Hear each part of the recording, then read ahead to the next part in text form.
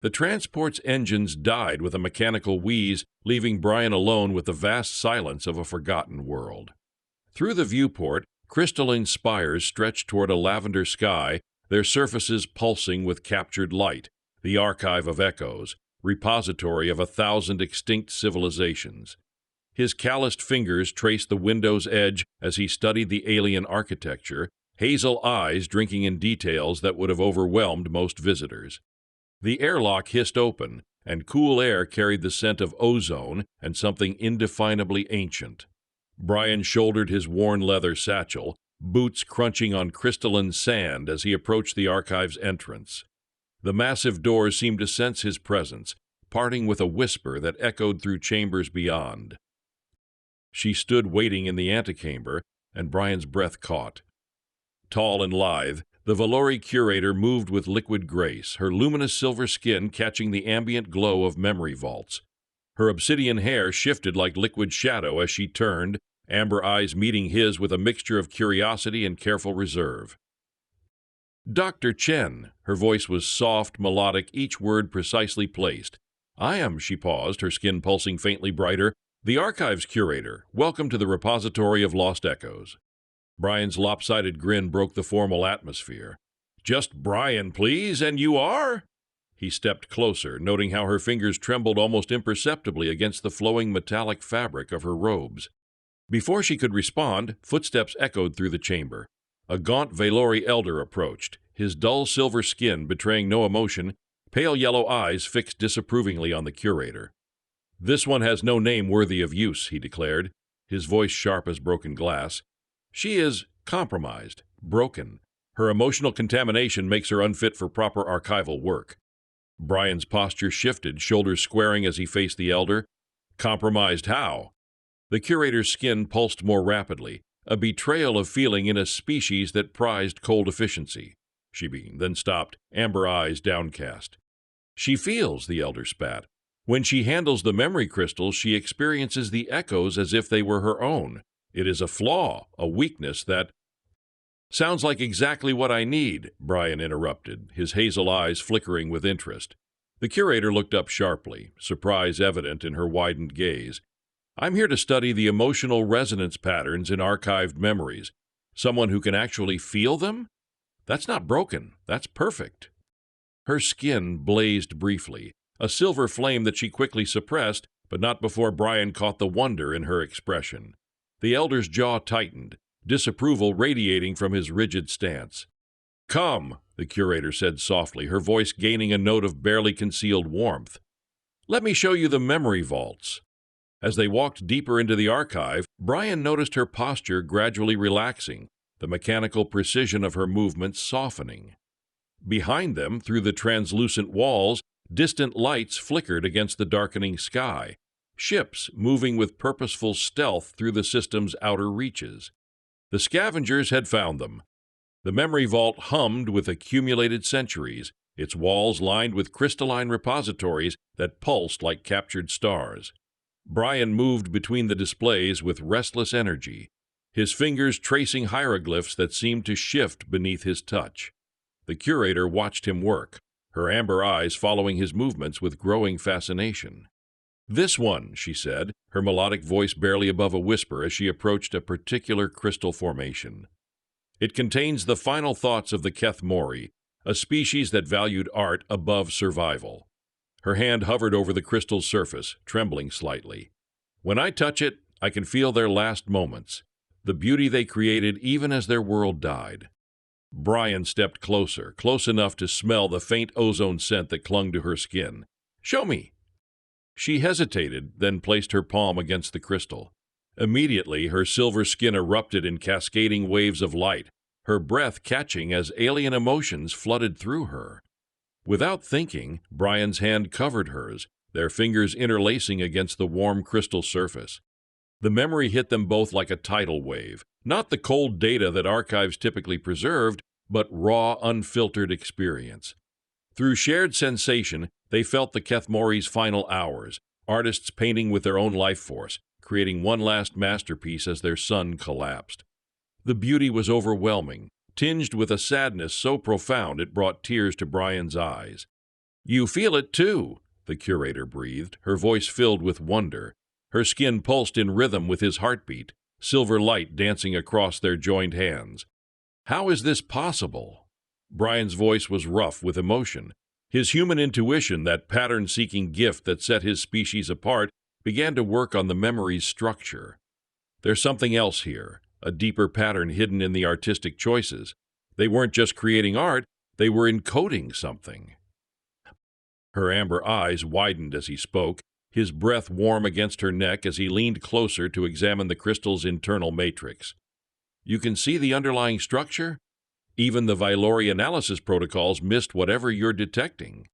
That's because your protocols look for logical patterns, Brian murmured, his free hand gesturing excitedly while the other remained entwined with hers.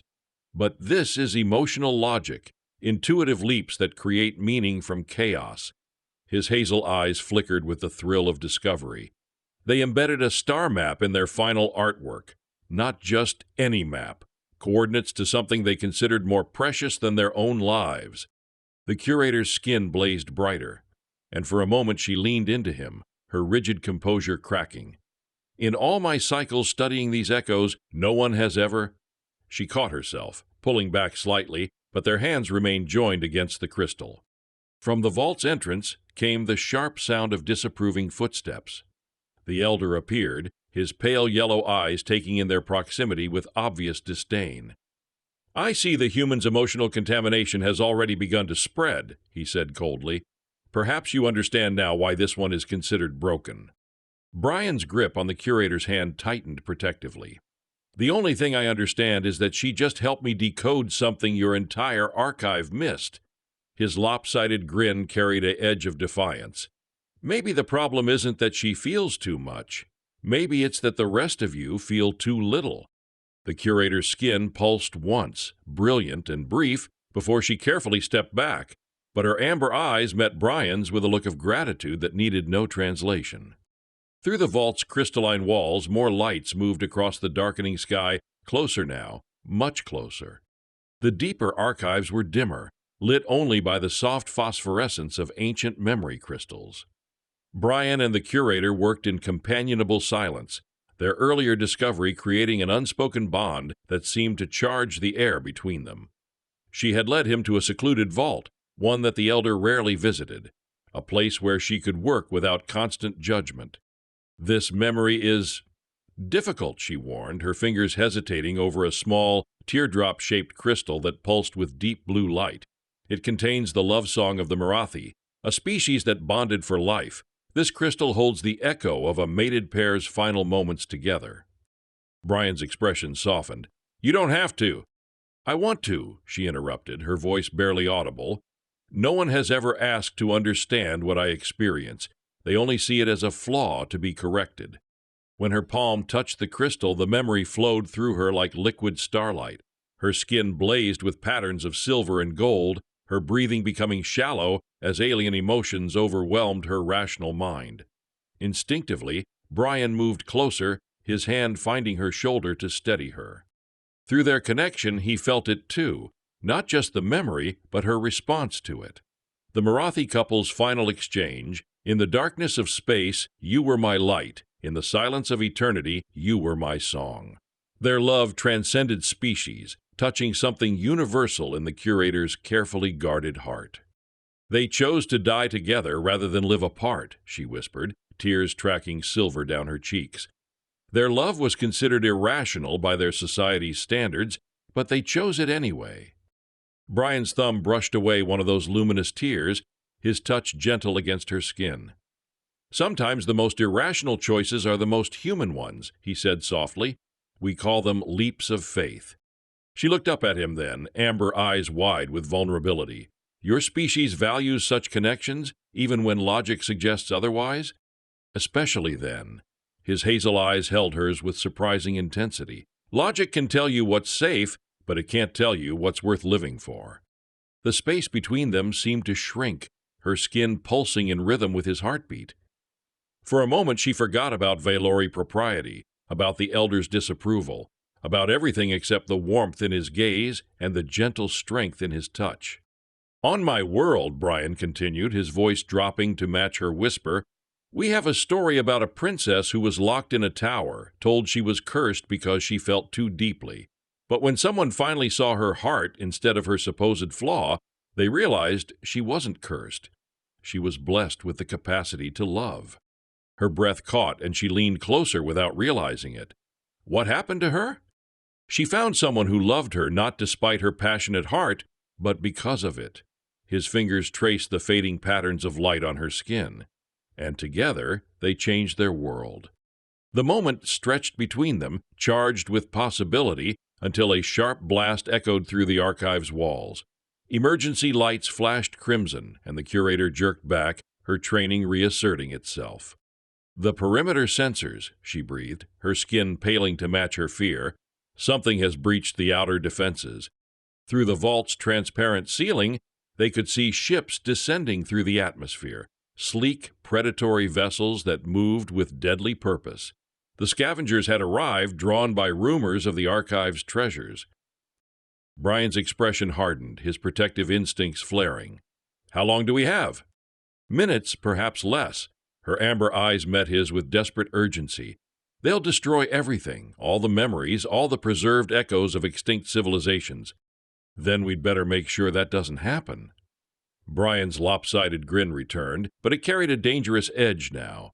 Show me your defense systems. Time to see what human ingenuity can do with alien technology. Part 4, Shadows of Intruders.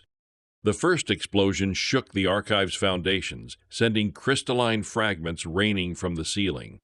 Brian grabbed the curator's hand, pulling her behind a massive memory vault as emergency klaxons wailed through the corridors. Her skin strobed with panic, silver light pulsing erratically as the magnitude of the threat became clear. The main defenses are automated, she gasped, her melodic voice strained with fear. Ancient Vaelori technology, energy barriers and stasis fields, but the scavengers must have found a way to circumvent them. Brian's mind raced, analyzing the archive's architecture with the pattern recognition that made humans such effective problem solvers. These memory crystals, they're not just storage devices, are they? They're processors, each one containing computational matrix patterns. Yes, but... Her words were cut off as another blast shook the building, closer this time. Then we can network them, Brian said, his hazel eyes brightening with the fire of inspiration. Create a distributed defense grid using the archive's own memories. His calloused hands moved quickly, pulling tools from his satchel. Your people built these defenses to follow preset patterns, but scavengers adapt faster than ancient programming.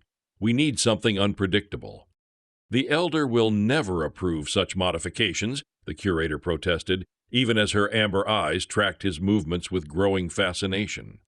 The Elder isn't here. Brian's grin was sharp as he began connecting his portable interface to the nearest crystal matrix. And last I checked, this is your archive. The sound of heavy footsteps echoed through the outer corridors.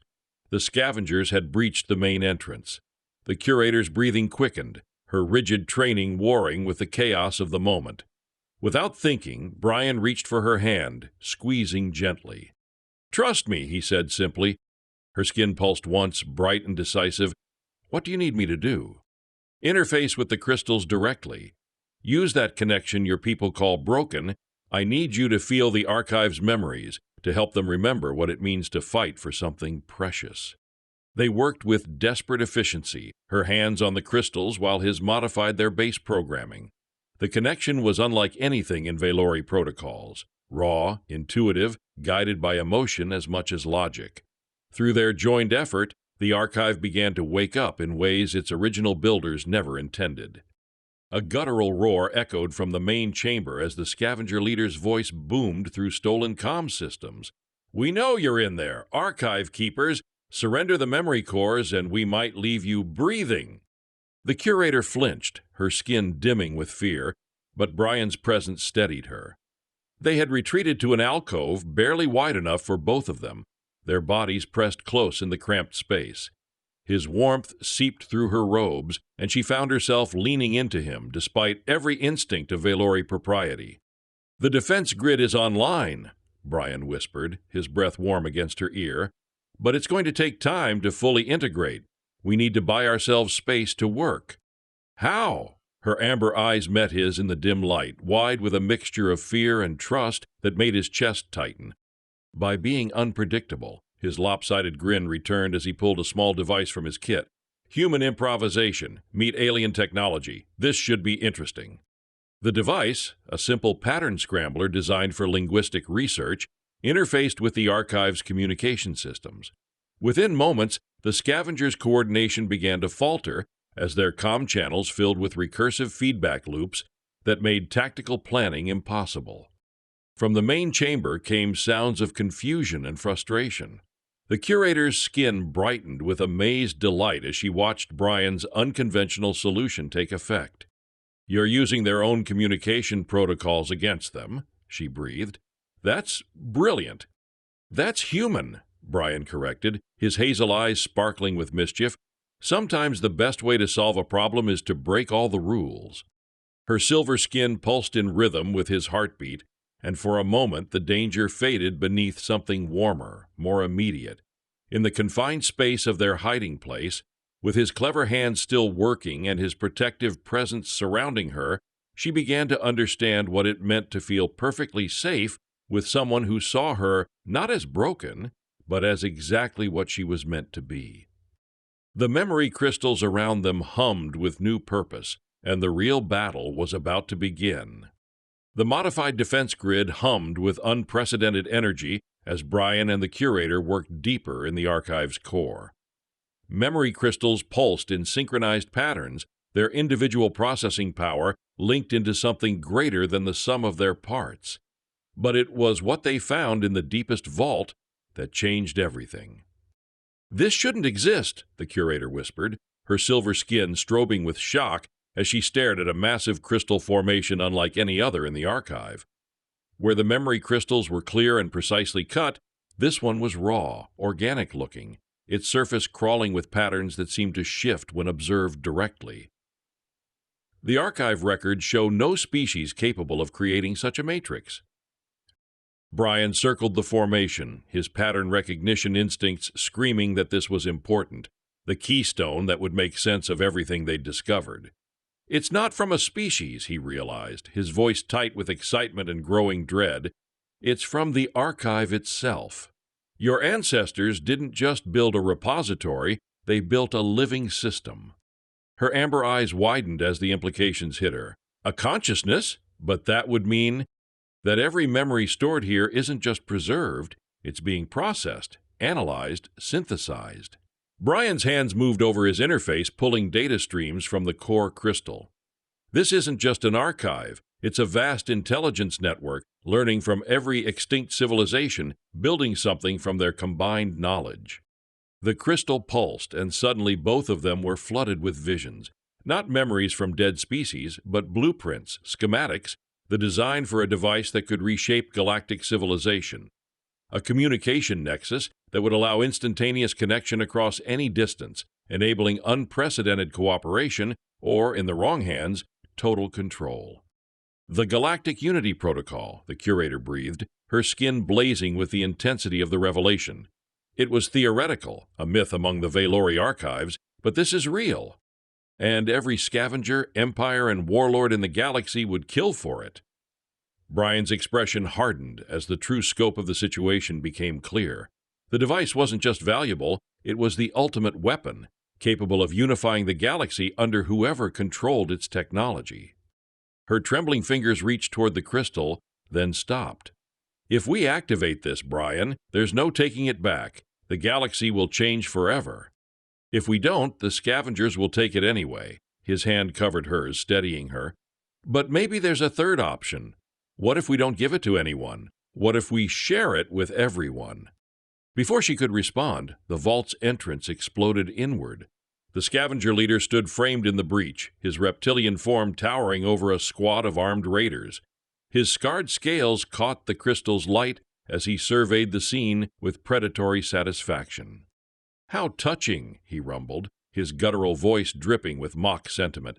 The broken little archivist and her pet human playing with toys too dangerous for them. His amber eyes fixed on the core crystal with unmistakable hunger. That device will make my clan the most powerful force in 3 sectors.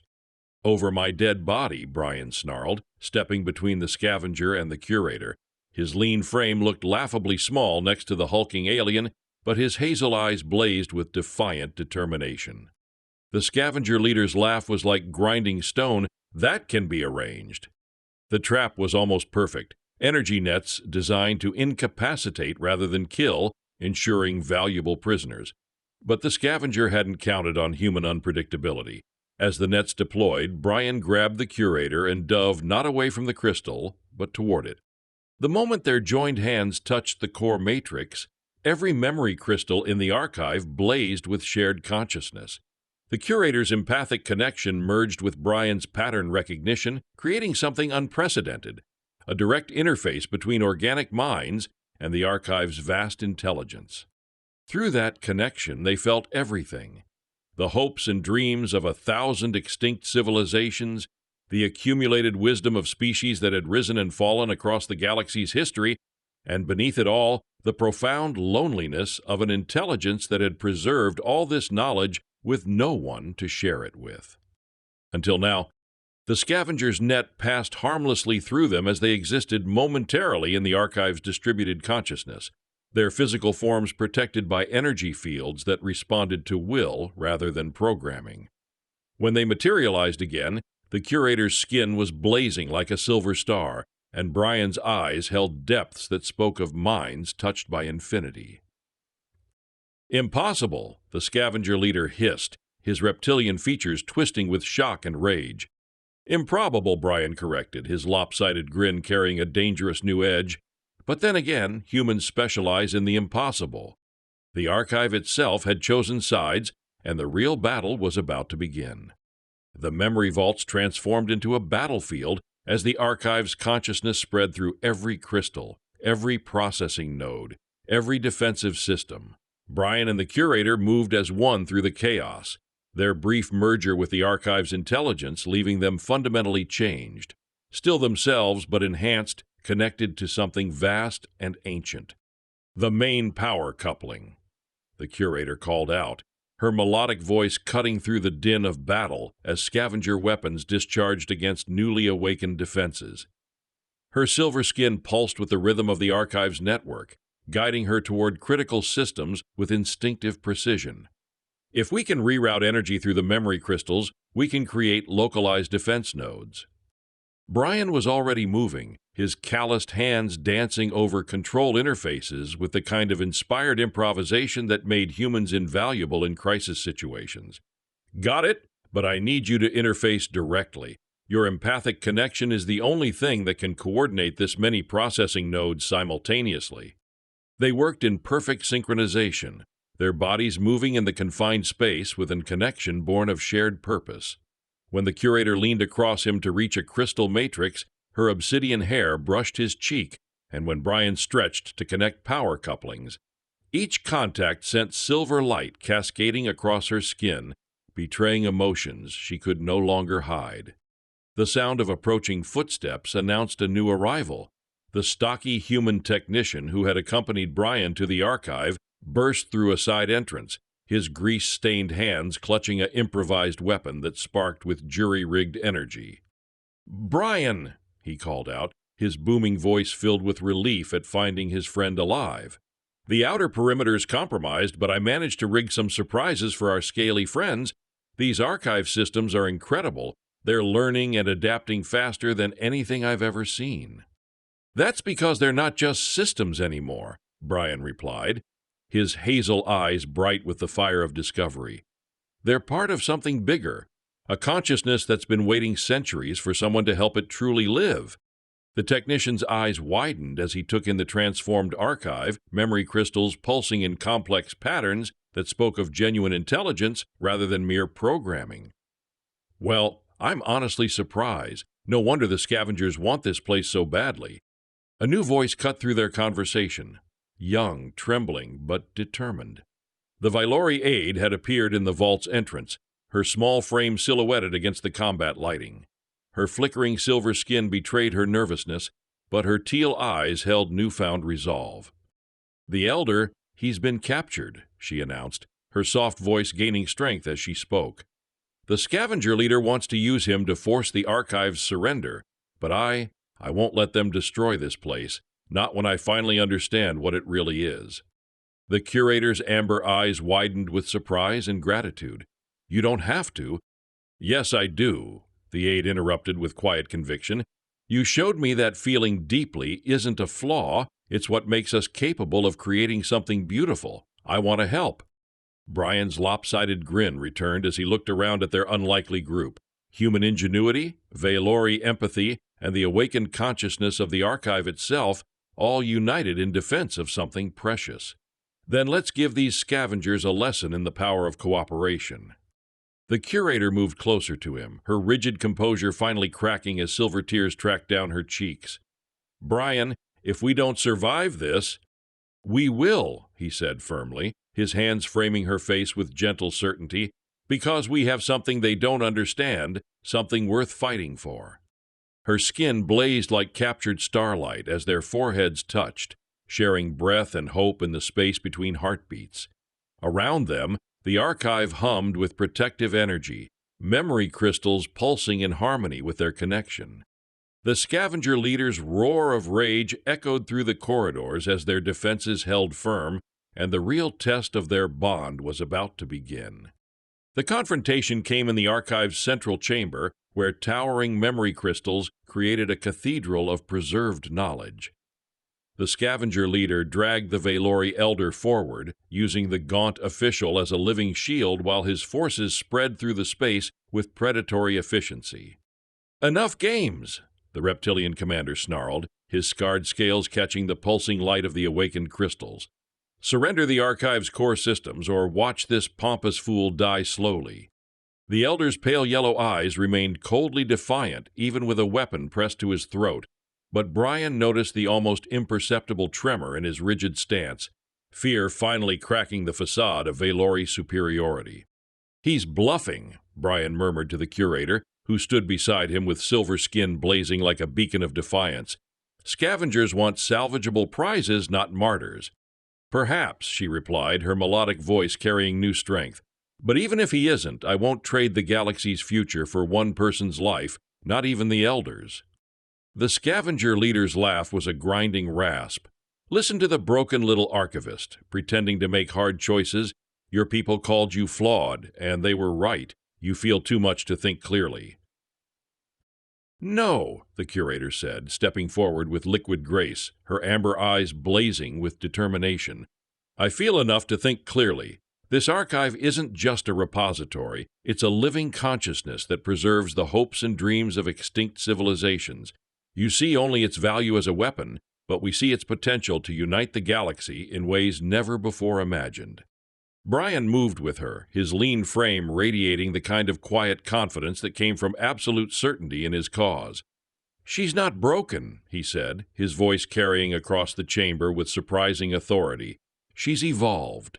Your species sees emotion as weakness, but humans know better. It's what makes us capable of greatness." The scavenger's amber eyes narrowed as he studied this unlikely pair.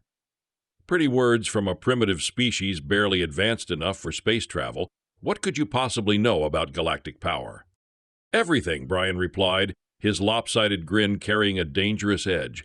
"Because while you've been fighting over scraps, we've been learning to turn scraps into miracles." The curator's hand found his, their fingers interlacing as silver light cascaded between them. Through their connection, the archive's consciousness pulsed with protective energy, memory crystals throughout the chamber responding to their shared will. "Demonstrate," the scavenger leader demanded, pressing his weapon harder against the elder's throat. Brian's response was swift and elegant, a modified memory projector, jury-rigged from archive components and human ingenuity, that filled the chamber with a cascade of images. Not just the core device's schematics, but the full vision of what it could become. Instant communication across galactic distances, species connecting and sharing knowledge, an end to the isolation that bred conflict and mistrust. "This is what you're trying to steal," the curator said, her voice ringing with conviction as the images swirled around them. "Not a weapon, but a gift. a chance for every species in the galaxy to become part of something greater. The scavenger leader snarled, but Brian noticed uncertainty flickering in his predatory gaze. Around the chamber, even his own troops seemed affected by the vision, weapons lowering slightly as they absorbed the implications. Inspiring nonsense, the commander spat. Power is what matters, not pretty dreams. Then let us show you power, Brian said quietly. The curator's silver skin erupted in brilliant patterns as she opened herself fully to the archive's consciousness. Through her empathic connection, every memory crystal in the chamber blazed with coordinated energy, creating defensive barriers that separated the scavengers from their hostage and trapped them in a web of coherent light. The elder staggered free, his usual composure shattered as he stared at the curator with something approaching wonder. Impossible, he breathed. No single Vaelori could coordinate so many processing nodes simultaneously. She's not alone, Brian said simply, his hand still joined with hers as their bond channeled the archive's vast intelligence. And she's not broken. She's exactly what she was meant to be. The scavenger leader's roar of rage echoed through the chamber as his carefully laid plans crumbled around him. But the real confrontation was only beginning. The memory projector's images coalesced into something tangible. Schematics that wrote themselves in light across the chamber's walls, revealing the true scope of the Galactic Unity Protocol. Brian and the curator stood at the center of the maelstrom of information, their joined consciousness processing architectural blueprints that spanned star systems. It's not just a communication device, the curator breathed, her amber eyes wide with awe as the implications became clear. It's a template for civilization itself, a way to connect every thinking species into a coherent network while preserving their individual cultures. Brian's fingers traced the holographic patterns, his human pattern recognition abilities enhanced by the archive's vast processing power. Look at the quantum resonance frequencies, he said, his voice tight with excitement. Each species would contribute their unique perspective to the collective knowledge base, but no one voice would dominate. It's designed for harmony, not control. The Vaelori aide pressed closer, her flickering silver skin stabilizing as wonder overcame fear. The theoretical applications are staggering, she whispered. Scientific breakthroughs shared instantaneously, artistic inspiration flowing between worlds, an end to the isolation that breeds xenophobia and conflict. Even the elder, freed from the scavenger's grip, found himself drawn to the display despite his ingrained skepticism. The processing requirements alone would exceed anything in recorded history, he muttered, but his pale yellow eyes tracked the schematics with growing fascination. The scavenger leader snarled from within his prison of coherent light, but his protests were drowned out by a new sound, the roar of engines as his reinforcements arrived.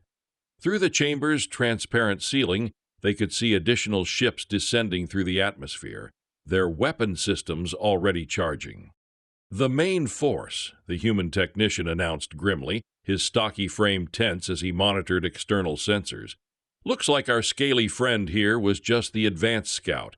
We've got maybe 10 minutes before they start serious bombardment. Brian felt the curator's hand tighten in his, her silver skin pulsing with determination rather than fear. Then we have 10 minutes to change the galaxy, she said quietly. The device isn't complete, the elder protested, his rigid training warring with the evidence before his eyes. Even if the theoretical framework is sound, the practical implementation would require— Faith, Brian interrupted, his lopsided grin returning despite the desperate circumstances. Something humans specialize in. He turned to the curator, hazel eyes blazing with the fire of impossible possibilities. The archive's consciousness has been building toward this moment for centuries. Every extinct species, every preserved memory, every echo of lost civilizations, all of it leading to this choice. Her amber eyes met his with profound trust. What choice? Whether to use this knowledge to create a weapon that ensures one species' dominance, or to share it freely and trust the galaxy to choose cooperation over conquest. His thumb brushed across her knuckles, silver light cascading at the contact. Your people called you broken because you feel too deeply, but maybe deep feeling is exactly what the galaxy needs right now. The chamber shook as the first bombardment began, crystalline fragments raining from the ceiling as the scavengers tested the archive's defenses. The memory crystals pulsed frantically, their network intelligence struggling to coordinate protection on multiple fronts. "The external shields won't hold for long," the aide reported, her young voice steady despite the circumstances. "They're using some kind of resonance disruptor. It's designed specifically to shatter crystalline matrices." "Then we activate the protocol now," the curator said, her melodic voice carrying absolute conviction. Not as a weapon, but as it was meant to be, a gift to the galaxy. Brian's hands moved over the interface controls while she maintained her connection to the archive's consciousness. Around them, the chamber filled with harmonious energy as extinct civilizations' hopes and dreams found new purpose through their joined will. The blueprint blazed brighter, transforming from theoretical possibility into imminent reality. The galaxy's future hung in the balance, and everything depended on whether love and cooperation could triumph over fear and greed.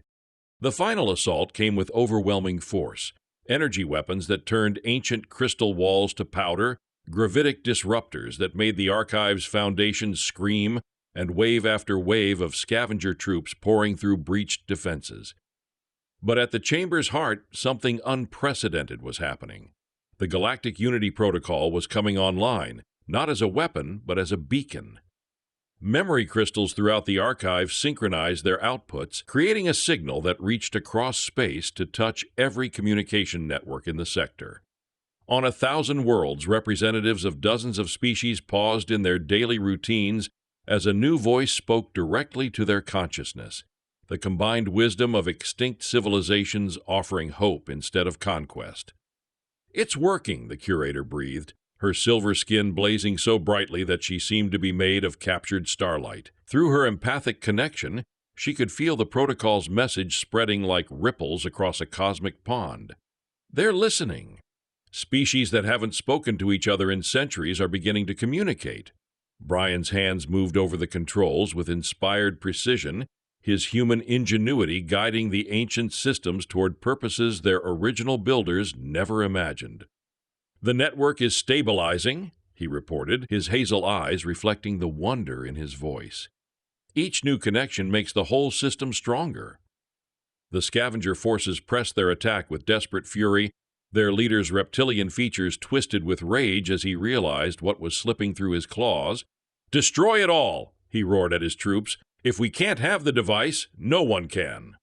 But the archive had other plans. As the scavenger leader's command echoed, a wave of pure, unadulterated knowledge washed over his troops. It wasn't an attack, not in the traditional sense, but a deluge of empathy and understanding.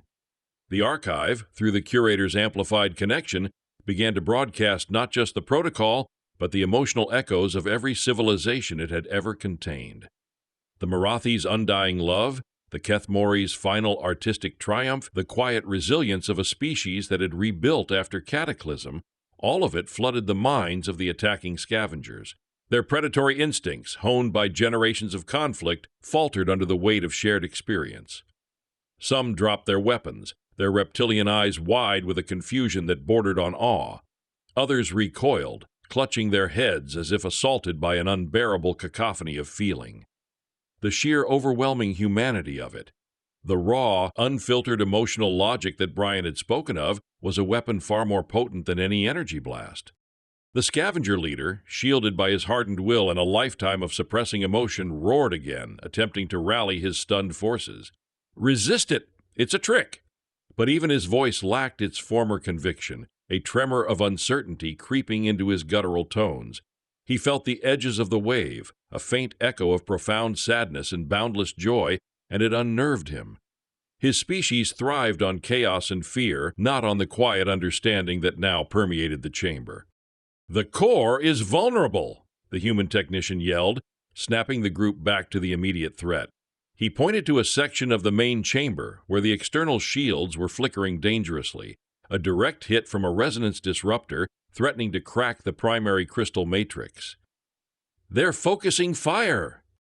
"We need to reinforce that section," the Vaelori aide cried, her small frame surprisingly resolute. Her silver skin was now a steady, brilliant glow, no longer flickering with nervousness but radiating a quiet strength. "I can help coordinate the local nodes." The elder, who had been watching the unfolding events with a mixture of horror and dawning comprehension, finally moved. His rigid posture softened, and for the first time a flicker of genuine emotion, awe, perhaps even regret, crossed his gaunt features. "The aide is correct," he stated, his voice still sharp but devoid of its usual disdain.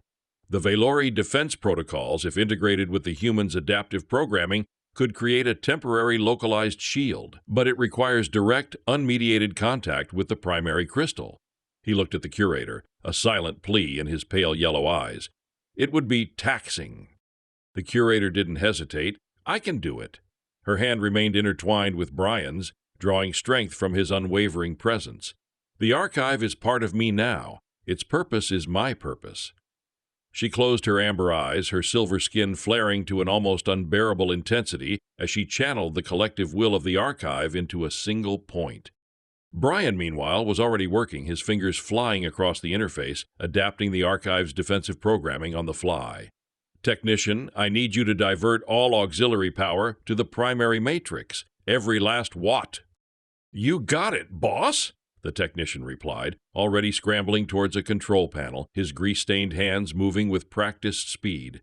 He was a man who understood machines, and in this moment the archive was the most magnificent machine he had ever encountered. As the curator poured her essence into the primary crystal, a shimmering, multi-layered shield materialized around the vulnerable section, deflecting the incoming bombardment with a cascade of sparkling energy. The scavengers' disruptors shrieked against the new barrier, unable to penetrate the harmonized defense. The scavenger leader roared in frustration, abandoning his stunned troops and charging directly at the shield, his own energy weapon blazing. He was a creature of brute force and simple logic. If he couldn't break it, he would shatter it himself. But the archive, now fully awake and aware, anticipated his move. Just as he reached the shield, a localized burst of light erupted from the memory crystals surrounding him. It wasn't an attack, but a focused projection of the Kethmori's final artistic masterpiece, a swirling kaleidoscopic vision of pure, overwhelming beauty. The scavenger leader, caught off guard, stumbled, his predatory instincts momentarily overridden by the sheer, unexpected sensory overload. He was a creature of ugliness and destruction, and the sudden, unadulterated beauty was anathema to him. Brian seized the opportunity. "Now!" he shouted. The Vaelori aide, guided by the elder's surprisingly precise instructions, activated a secondary protocol. Energy nets, far more robust than the scavenger's earlier attempts, erupted from the floor, ensnaring the disoriented leader. He thrashed, snarling, but the coherent light held him fast. With their leader incapacitated and their minds still reeling from the archive's empathic broadcast, the remaining scavenger forces began to retreat, their predatory resolve shattered. Some fled in disarray, others simply slumped to the floor, their weapons clattering as the weight of unfamiliar emotions overwhelmed them. The ships outside, sensing the shift in the battle, ceased their bombardment and began to withdraw, their purpose lost. Silence descended upon the chamber, broken only by the hum of the now stabilized galactic unity protocol and the occasional whimper from a disoriented scavenger. The air still thrummed with residual energy, but the immediate danger had passed. The curator swayed, her silver skin dimming slightly as the immense effort took its toll. Brian caught her, his arms wrapping around her, holding her steady. "You did it," he whispered, his voice thick with admiration. She leaned into him, her head resting against his shoulder, her amber eyes slowly opening. "We did it," she corrected, her voice soft but filled with an undeniable triumph. "The protocol is fully online. It's reaching every corner of the galaxy." The elder approached, his movements less stiff, his pale yellow eyes fixed on the curator with an expression Brian had never seen before. Respect. "My child," he began, his voice surprisingly gentle, "you have accomplished what generations of Vaelori logic deemed impossible. You have proven that feeling is not a flaw, but a strength beyond measure." He then turned to Brian, a faint, almost imperceptible nod, acknowledging the human's role. "And you, human, your unconventional methods have saved us all." "Just Brian, please," Brian repeated, a tired but genuine smile on his face. And it wasn't just me, it was all of us, and the archive. The Vaelori aide, her face alight with newfound purpose, rushed to the Elder's side. "Elder, the initial responses are coming in. Species are reaching out, trying to understand the message. The Xylos, the Cathar, even the reclusive Solani." The Elder's eyes widened, a flicker of genuine wonder replacing his usual stoicism. "Impossible. The Solani have not communicated with another species in 5 millennia.